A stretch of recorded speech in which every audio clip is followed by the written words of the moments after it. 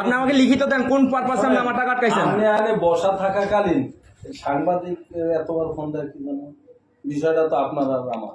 সাংবাদিক ফোন দেয় কেন? আচ্ছা আপনি জিডি করেন, আপনি কেস করেন, আপনি বাংলাদেশ ব্যাংকে যান, আমরা বাংলাদেশ ব্যাংকের রিকগনাইজ প্রতিষ্ঠান, আমরা এটা ফেস করব। আপনি দেখি কি করতে পারেন, করেন দেখি, যান। কিন্তু এভাবে রাগারাগি করে উনি এভাবে রাগারাগি করতে পারেন না, একজন ব্যাংকে। কি বারবার ফোন দিতে পারে? ওনারে ফোন দেয়, আমারে ফোন দেয়। এটা ফেস করতে হয়। আপনি বলবেন আপনি ব্যাংকে আসেন, কথা শেষ। আপনি টাকা রাখছেন ব্যাংকে, অ্যাকাউন্ট ব্যাংকে, ব্যাংকের সাথে একটা ভেজাল লাগবে, ব্যাংকের সাথে মিট হবে। আপনি কোন পারপাসে আমাকে আমার টাকাটা আটকাইছেন আমার একটা লিখিত দেন, আমি চলে যাই। আপনি ওই জায়গায় ধরছেন, একবার আইতে পারেন, দেখে আপনি লোকজন ধরছেন না, আপনি মাস্তান ধরছেন না। মাস্তান কেন? মাস্তান ব্যাংকের ভাষায় কোনো মাস্তান বলতে শব্দ আছে?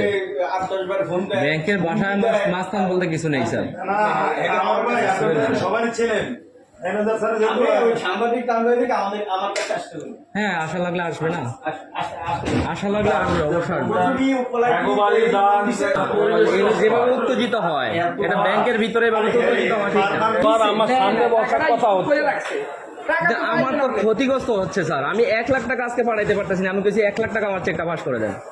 আপনারা একবার বলেন কাউসারের সমস্যা, একবার বলেন জুবা এন্টারপ্রাইজের সমস্যা। আরে আমি 8%, আমি একজন ব্যাংকের কেলান, দুটোটাই সমস্যা। আমি ব্যাংকের কেলান, আমার তো সমস্যা না।